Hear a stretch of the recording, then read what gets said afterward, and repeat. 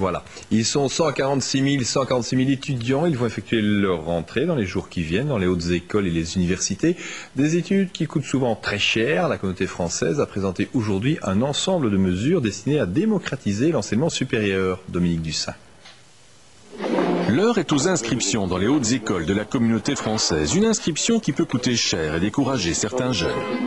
Malheureusement, tout le monde ne peut pas étudier. On se rend compte que certaines personnes qui ont pourtant un potentiel d'études assez intéressant sont empêchées de par le coût. Au Minerval et aux droits d'inscription divers s'ajoutent les frais de syllabus, de logement et de transport. L'addition finit par être salée.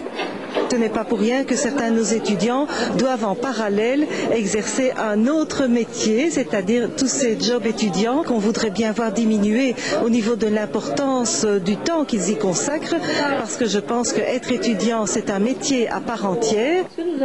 La communauté française a présenté aujourd'hui des mesures visant à démocratiser cet enseignement supérieur.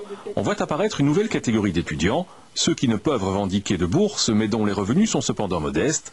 Un statut intermédiaire calculé automatiquement en fonction des revenus des parents ou de l'étudiant. Ça va permettre à 4800, près de peut-être 5000 étudiants cette année-ci d'avoir cette aide, d'avoir ce coup de pouce pour rentrer dans l'enseignement supérieur. Le coût des études, à savoir le Minerval et les frais d'inscription, est désormais plafonné. Le montant maximum a été fixé à 789 € pour un étudiant ordinaire, 458 € pour un étudiant en revenu modeste et 106 € pour un boursier.